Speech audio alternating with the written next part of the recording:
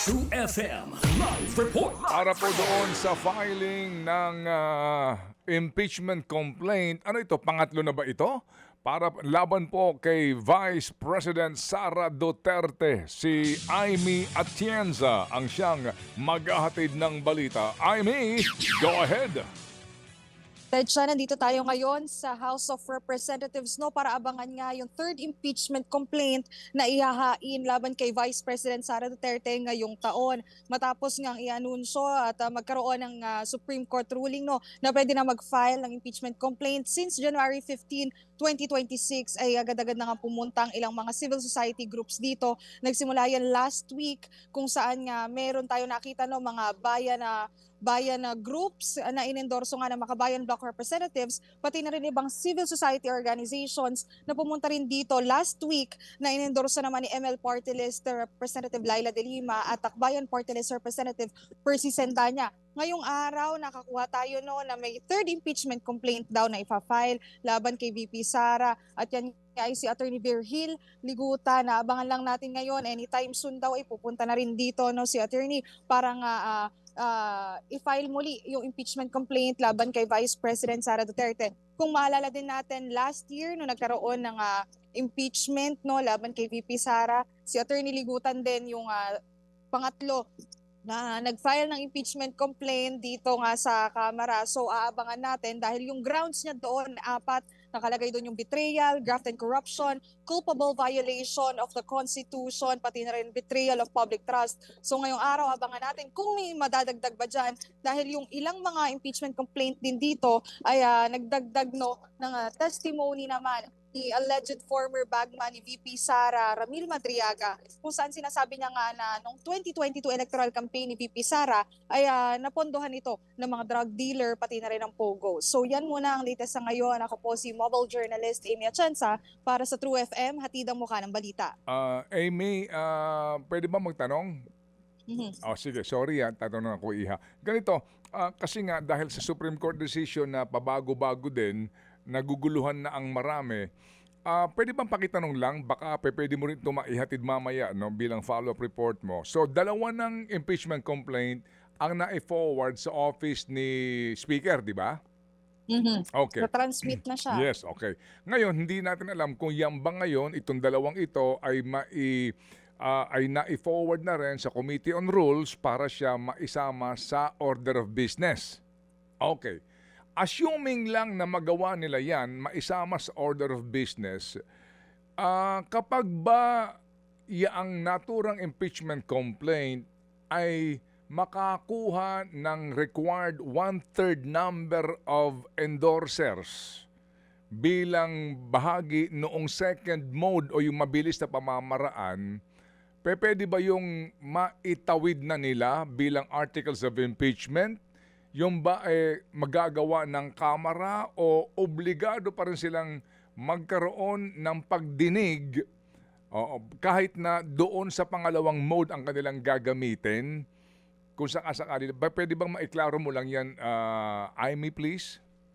Yes, Ted, doon kasi sa impeachment complaint, kapag pinasa nga yan dito sa Office of the Secretary General ng House, ay i-refer niya ito kay Speaker Bogie D, kung saan nga meron siyang 10 session days, once matanggap niya, meron siyang 10 session days para nga ilagay ito sa order of business. So once mailagay yan sa order of business, ang usually kasi na nangyayari dito, mailagay sa order of business, magkakaroon ng preliminaries yung House Justice Committee para nga ma-determine kung sufficient in form and substance yung mga impeachment complaints, at pag sufficient yan in form and substance ay doon sisimula yung mga hearing sa impeachment complaint. Pero may nakita rin tayo statement ito ni Representative Terry Ridon na maaari naman daw, may chance na kung makuha yung 1/3 o 106 votes dito sa Kamara para nga ma-refer at ma-fast track itong impeachment complaint laban kay VP Sara, ay pwede naman daw yung mangyari.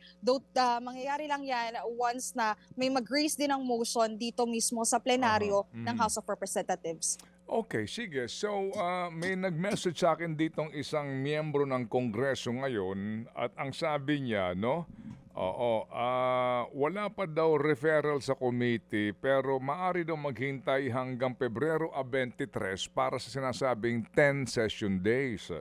Okay? And then, tsaka lang ho magkakaalaman daw mukha yata ngayon, nagbibilang sila kung kakayanin nila yung 1/3 na pirma bilang endorsers nga dito sa magiging articles of impeachment.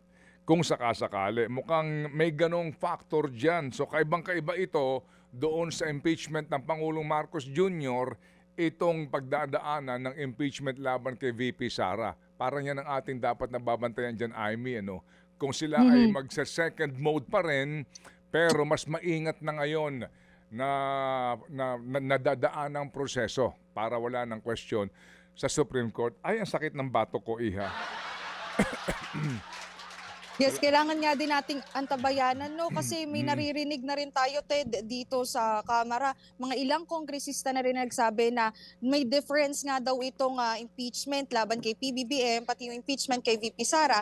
Dahil yung kay VP Sara, napag-usapan na rin talaga yan dito sa Kamara kung saan nga tinatanong nila itong mga confidential fund, pati na rin yung mga pondo ng DepEd Secretary pa, si VP Sara. So may mga pruweba at merong dokumento, no, na magpapatunay nga dito sa or at least magve-verify nung claims against VP Sara. So yun yung aabangan natin dahil itong kay PBBM nasabi nila insufficient in substance na, no. So technically sinasabi din ng mga miyembro ng House Justice Committee noon, wala daw kasing documents para nga mapatunay na allegedly involved si PBBM dun sa mga flood control projects, na yun naman yung offenses na sinasabi nila. Dito kay VP Sara, confidential funds sa pag-usapan na rin. Hanggang ngayon tinatanong sino ba si Mary Grace Piatos, bakit nagastos, no, yung over 100 million pesos in just 11 days, pati na rin yung over 600 yung 612.5 million na confidential funds nga in such a brief amount of time. 11 days, naubos daw. Sige, so salamat na marami sa iyo. May tuloy ako. Amy, salamat na marami sa iyo, ha? Iha, at abang kami sa iyong follow-up report. Salamat, thank you. Si Amy Atienza. Mga kapatid, brothers and sisters, saan ka pa? Dito na tayo sa totoo. Dito na tayo sa True FM. Mga kapatid, mag-subscribe and follow po kayo sa social media accounts ng True Network PH. Yan po kami. Hanapin nyo lang True Network PH, Facebook, Instagram, YouTube, TikTok, and podcast. Mapa Apple or Spotify man yan, mahahanap nyo kami. Lahat ng mga napapanood at napapakinggan nyo po sa programa, nasa social media accounts namin yan. So, paano mga kapatid? See you sa social media! Dito tayo sa totoo, tunay at